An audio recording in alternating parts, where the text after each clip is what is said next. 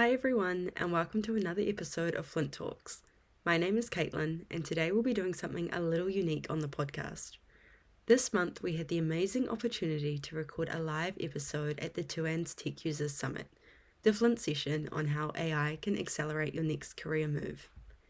This session was made up of a keynote and a panel discussion, and because we got such great content from both, we've decided to release these as two separate parts. This episode will contain the keynote by Vicky Nyamsuren, and the panel will be coming in another episode soon, so make sure you stay tuned. A massive thank you needs to go out to TUANZ for the opportunity to do this, and to the wider FLINT team for putting in such great work planning the session for Derek and I to host. I'll now pass it over to Derek from the live session to introduce Vicky as our keynote speaker.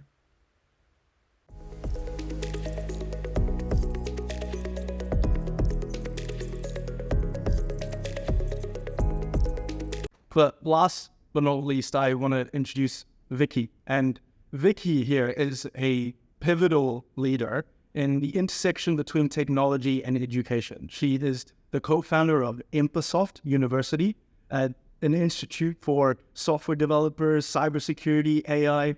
On top of that, immense mentoring experience and top 100 top speaker of women in tech. So we are truly blessed to have her. And so thank you. And I'm doing her an injustice by introducing her any more than I should. So please come up and give us a beautiful keynote, because your origin story is quite powerful and I'd love for everyone to know.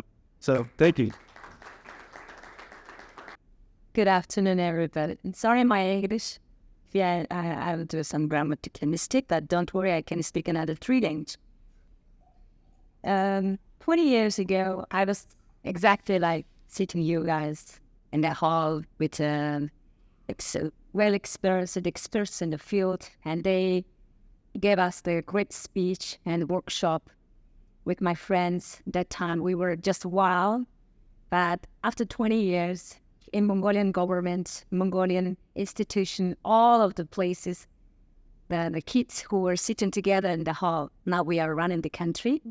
And now I'm running the local election, and the election will be happening after 2 weeks later in Mongolia. So I hope that this workshop will have helped to you and your career in the future. Okay. So I want to share my story with you guys, why I am here today. Okay, this is Mongolia.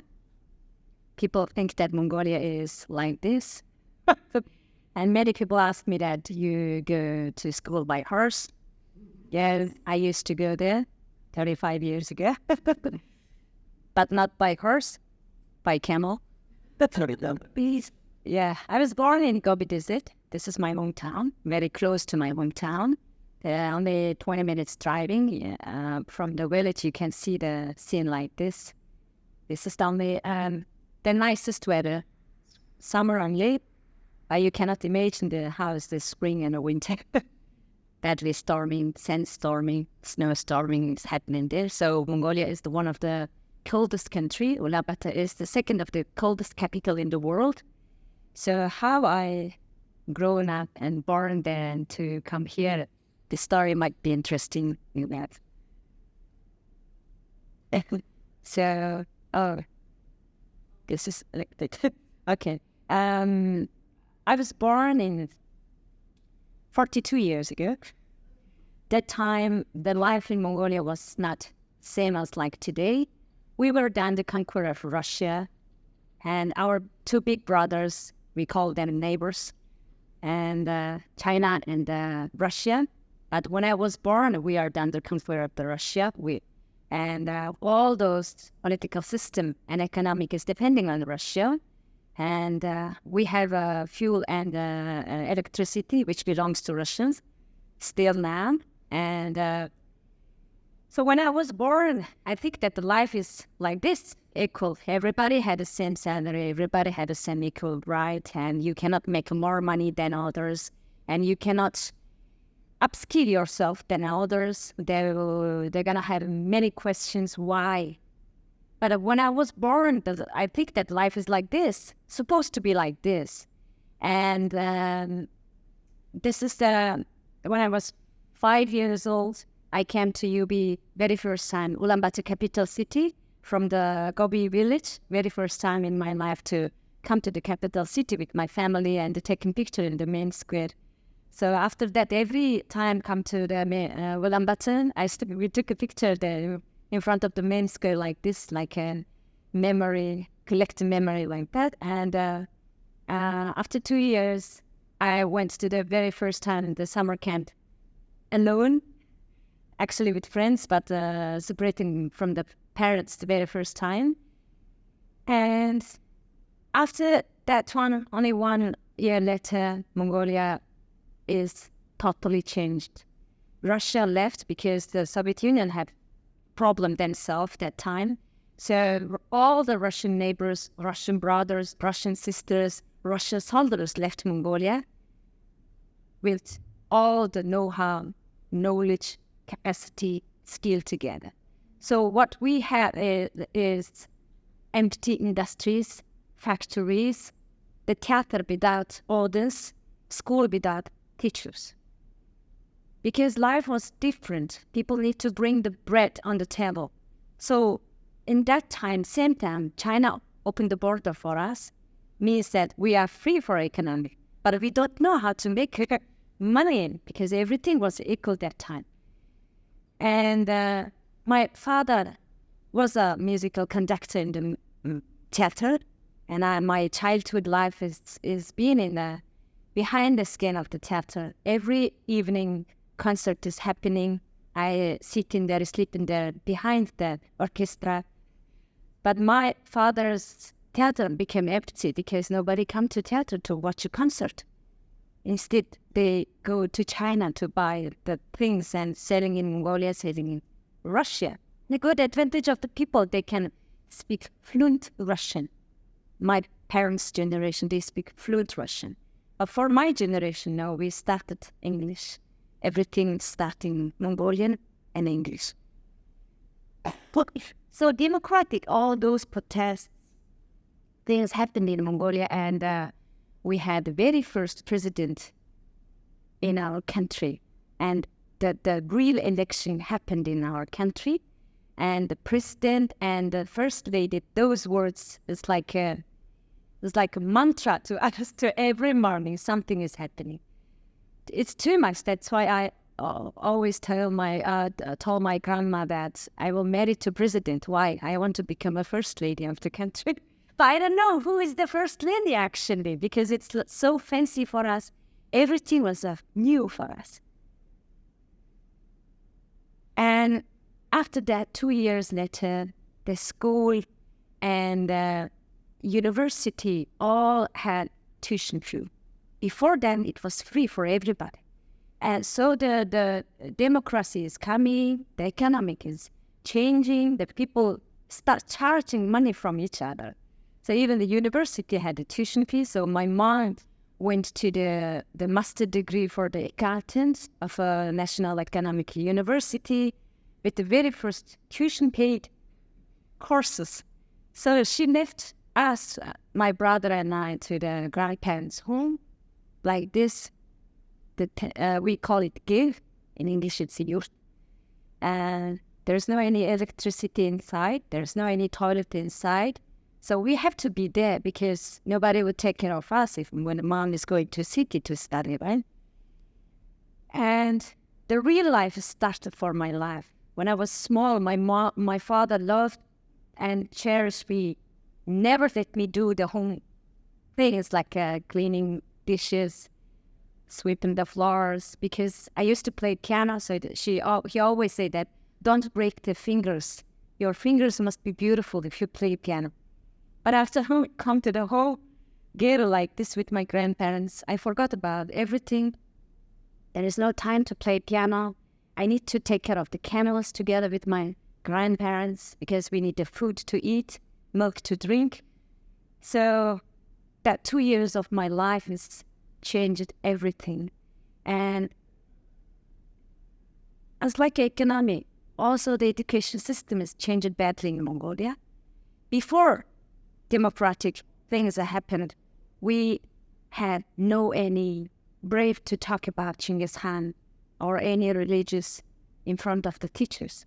But after Russian left, everything is free. Every topic is free to talk. We are talking about Genghis Khan. We are talking about our beautiful transcript, which is heritage by Genghis Khan to us. The middle of one is the real Mongolian language. This one, and Minister of Education decided everybody need to learn this one. But none of them know what is this. Somehow we saw it in the museum. But suddenly one day the minister said that we need to learn this. And my brother, who is younger than me 2 years, after I entered to school, after 2 years, he is coming to this school to become a student. But his generation need to study A, B, C, D from this one. And in my home, nobody can teach the homework to him. And me also, same time learning with my brother, but have to pass his exam. I need to teach my brother. So both of them, we don't have electricity inside the gate. We had a candle and sitting together with the head to head like this. And I was teaching we call it Mongol Bichik, teaching Mongol Bichik each other. And unfortunately, 2 years later, government again changed the language to Cyrillic back. Because Mongol Bichik is not good for entire nation. It become entire nation, the people who doesn't know how to read and write. Then they come back to the Cyrillic, and that saved my brother's life, my life too. Finally I can have more time myself to play the piano back, helping my grandparents. And after my parents divorced, because of this is not the country crisis. It was the crisis for each and every family that time. People lost the job. People start streaking. People start losing hope. The suicide rate is rising. So those family crises bring to the crisis to the country. So my parents cannot face this crisis at all, and they divorced. And when they divorced, my mom sent me and my brother to the capital, Ulaanbaatar, to my another grandmother home. So that's the very first time I come to the Ulaanbaatar city from the village with the camel. And that's the middle one who is not smiling, that white shirt one, that one is me. Because I failed all those subjects, F. This is the victim, I'm the victim of the education system, the wrong education system, the wrong decisions. So the countryside and the city, the education was not equal that time. Lack of teachers, lack of facility, everything was not different. But luckily, my uncle sent me to the most privileged high school, the private high school in Ulaanbaatar, helped with my tuition fee, pay my tuition fee, and I started there 2 years and finished with school. And after that, I faced the real bribe corruption case in my life, very first time. 2 years in a high school, I was the top of everything. Very fast learned, very fast improved. And I attended each and every contest, mathematics, physics, Mongolian language, English, biology, everything, I took the medals. I attended here, got the medal. I attended here, got a medal. Something is happening to me because maybe the train got the speed too fast. No way to stop it. Then I had 100% confidence that I can enter to the most famous university in Mongolia. But after I passed the exam, I know that somebody didn't do it in front of me. The paper was empty. But end of the day, the exam result card, I didn't pass the exam. And the girl whose paper was empty, she passed the exam. I saw it on my own eyes. Then I asked my uncle, what happened, uncle? My uncle called come to the school and complained. And they said that, why you didn't come early? Means that we don't have money to come earlier. My uncle's salary and my grandmother's tuition fee is not enough to give to someone the bribes or corruption. So I became the real witness of the real corruption is happening in Mongolia. Then I went to another school. That school was okay, good, also famous. But I've forcefully chosen the wrong. For me, it's wrong. For other people, it's a great major as a journalist. I never interested into the journalism, but I have to choose it because only available class in that university for me was a journalist, and they took me as a student. But I finished my school. Middle of the way, I knew that I'm not a journalist. I'm interested, but I never see me as successful journalist in the future. Then I called to met my grandma and told me, Mom, Grandma, I want to drop out the school. I don't want to finish this school, or I want to change my school. And my grandma said, yeah, you can do it. Let's do it. When I called to my mom told me only one sentence. Let's meet in the evening. When I finish my job. Means that, no. Means that I will scold you when I go back to home like that. Right? So I didn't change my school. I finished it with a 4.0, the perfect score. And after I finish, next day I fly to Japan. I want to see the world, how it is going outside of Mongolia. I've been in Japan for 1 year and saved some tuition fee there and immediately come to China to study Chinese language by the salary which I saved in Japan. Spent my life in China and finished my degree in Taiwan, the professional Chinese speaker, Chinese research, something like that. Then I moved to Malaysia and working there for 4 years and come back to Mongolia after 10 years. But when I come to Mongolia, all the world's attention was in Mongolia because they finally found out that how rich Mongolia is underground. We have everything. Even now, we didn't dig yet, but still have rare earth, copper, ore, gold, silver. We have everything. And many of the investors come to Mongolia to invest money. But again, because of the corruption, because of the wrong decision the politicians are making, it was not successful. We only had a few fancy office area in downtown, and some people got their fancy houses, that's all. So when I come back, I choose in the mining sector to work to live in Mongolia. But after working in the mining sector, I feel a little bit bored, I always been pushed like, you can do. But in a mining office, there is nothing to do. I can do it. Because I already know it. This task is very easy for me and coming and going, and I started feeling bored. Then I discussed with my colleagues and my friends, which field is interesting for me. My friends at the tech, go to the tech. Then I posted open to work on LinkedIn, and some guys texted me and said, would you like to interest into technology company? Which technology? Even I don't know what kind of technology they are doing there. Oh, we are selling solution in Mongolia. Which solution? Microsoft solution. I only know the word Microsoft. Then I say no, because the salary was cheaper than the mining company. And the guy told me that just come and stop by here for 20 minutes, the coffee. It's not because I'm persuading you to come here. I just want to know you, who you are. That 20 minutes changed my life. And after that 20 minutes meeting, I decided to come to the tech sector.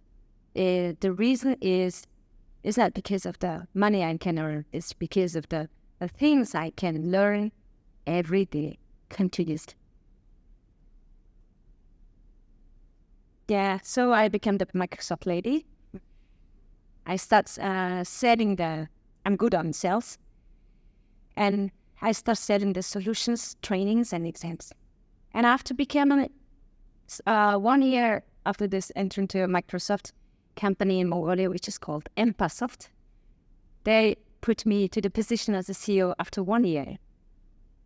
And they said, you are real tech lady. You have to do this leader job instead of us. And after I became the CEO of the Microsoft partner in Mongolia, I was, it's not bullied, but I was criticized by many of partners. They asked that, where's your boss? I'm the boss. Where's your hoodie? Do I need to wear a hoodie to represent a tech company? And why you are wearing high heel? I cannot do it. Why I can't wear a high heel to talk about technology? And they start rumoring that there is a lady who calls Vicky in high heel talking about technology here and there.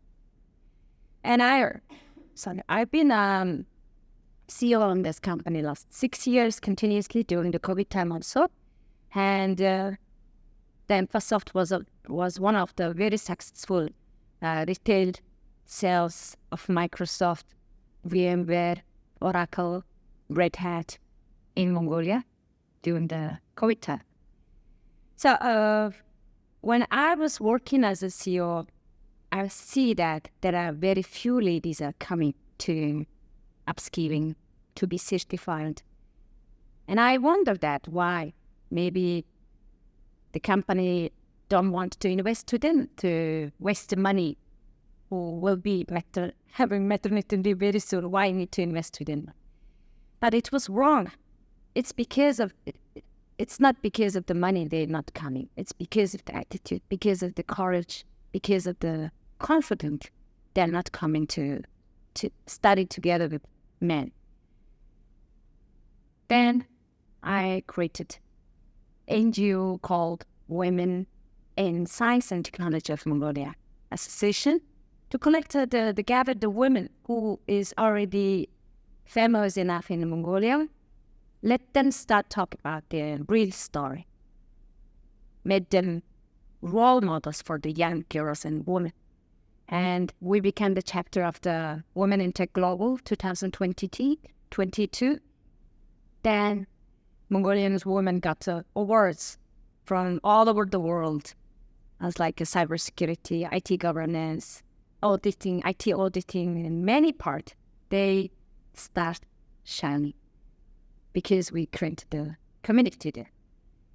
So 2022, I had made a big decision with my friends that we all know that there is a shortage of human resource in our technology sector, not only in Mongolia, all over the world.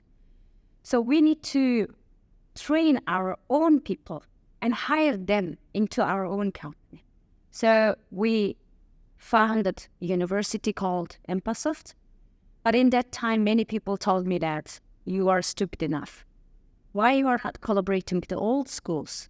100 years of history is there. Many of professional professors out there. Why you are not collaborating with them? Because I couldn't wait them to work with us. Instead of this, we just create it. Why not? And we are the youngest university in Mongolia. And the founding university is not the founding startup in the business. It's a totally different business model. We are gambling on a people's life. If we don't train them well, we will ruin their life.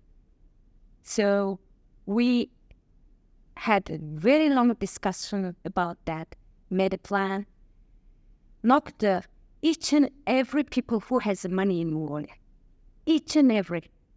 We would resort, we would party, we would government office. We went to Tokyo, Seoul, to looking for the Mongolians who has the money. And everybody said no. No, we never invest education because we cannot see any quick profit from the education sector. Yes, but you will see the benefit in the future. Okay, let's see your business project plan. What's the budget? What's the profit, margin, everything? And we knocked the same door 3 times, one company. And the 3rd time, they finally said, yes, Vicky, you are dangerous. You are a dangerous woman. Okay, I would say yes to you, but we need to collaborate very deep way, very close. Otherwise, it's very dangerous business. Education is a very dangerous business. So we are putting our hand to the fire. And we didn't lose the hope and trust. And this year is the 3rd year of our university. Now we have 60 students who is focusing on these 3 topics. And 30% are girls and women. And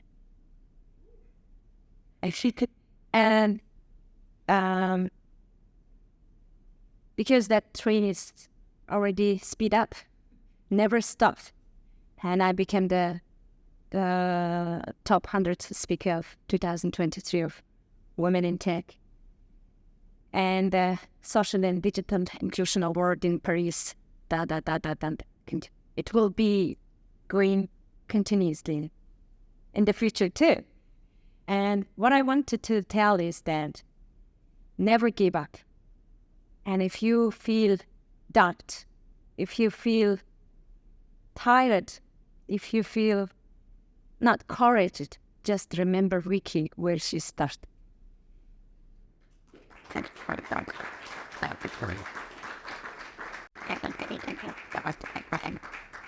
Back to the very technical.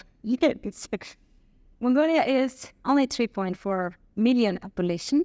We have huge land, bigger than New Zealand, and almost half of the population is living in Ulaanbaatar. And we are very young.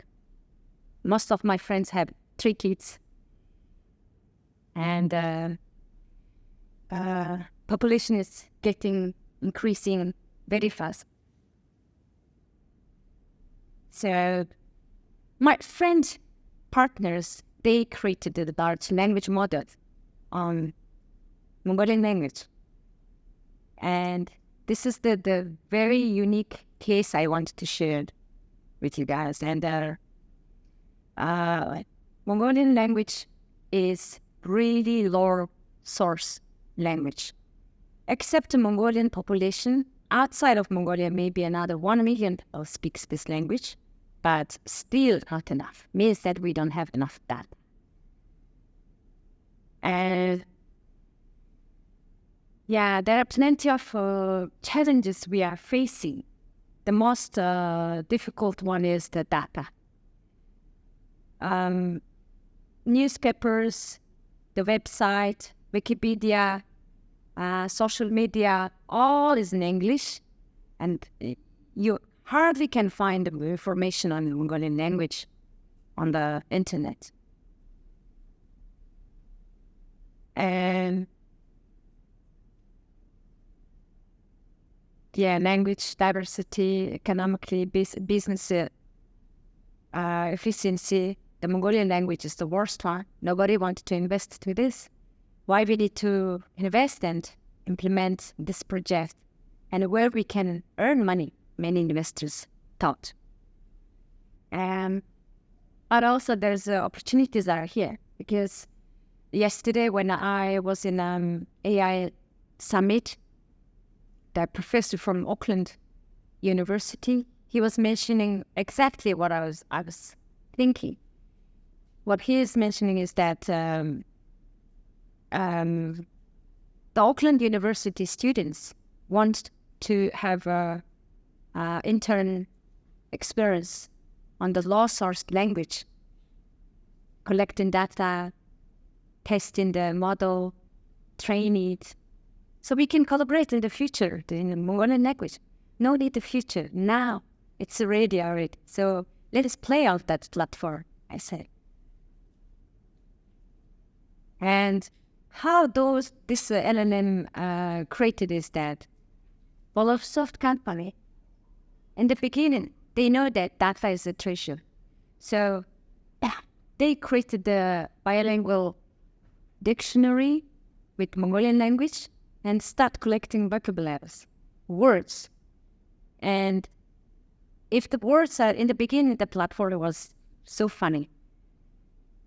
If I type the words, I can find the mistakes here, spelling mistakes. And they let the people edit that one, like a Wikipedia, right? Yeah, people start editing, means that fixing the mistakes. And after this platform, also I have another spell-checking platform they create. This is very useful for my students in the university, even they cannot write in Mongolian properly. And next one is the Kudos. This platform only works on the few Mongolian news websites and collecting data. For example, today is the election day. If you type election and how many sources of news today mention the word election, you can see it like this. So all is why it works like this is they are collecting data on our own language, not something. In our beautiful Mongolian transcript, we have a translation platform also there. And this is also a headache to my daughter. My daughter said that, well, Mom, I'm learning English, Chinese, Mongolian. Why I need to learn another language? I said, this is not another language. This is your mother tongue language. And it's very difficult to understand. Mongolian language is one of the hardest language in the world. Grammar is crazy. Only a few population is speaking. And also pronunciation. They cannot pronounce my name, right? Tried. Tried back in. And then after that, the company created a platform, text to sound, sound to text. It helps many dialects, many ethnicity groups in Mongolia to communicate each other. And now this platform is used in many government organizations to make a report of the meeting. Somebody talking, the text is the sound becoming text, like that. And it's also helped many disabled people to communicate each other. And after all those datas, they created our own very first Mongolian ChatGPT. This ChatGPT is different than OpenAI, Gemini, other sources. Why I said it's different is that because, for example, if you ask OpenAI, what's the 3 cutest thing in the world? They might say something. They will mention 3 cutest thing in the world. But if you ask this Igune in Mongolian language, what is the cutest 3 thing in the world? It will answer that baby, puppy, and baby cat. You know why? It's a Mongolian poem. The nomadic people see the universe that way. Human is the cutest thing, human being. Dog, why puppy is that an human's loyal friend? Why baby cow? It is our life source. Unfortunately, we eat that one when it's grown up. So those culture is kept by AI there. They trained by our own culture. Exactly like this 3 cutest thing. Many ancestors' stories, poems, this Igune can answer. And grammatically beautiful. I published 6 books. Now I'm working on my 7th book. But sometimes Iguana writes more than me, better than me. So the language, the grammar is beautiful. So what I want to say is that AI is the tool to save our culture and the language. Of course, it's improving every day, every second, and every moment. But this is the only tool can make people different than each other, or maybe make the people closer to each other, using our own language, living in our own culture life. So thank you so much for your attention, listen to my story. And if you want to keep contact with me in the future, this is my LinkedIn. And I will be happy to answer your question, make friends, maybe sometimes have a coffee in some corner of the world. Thank you so much.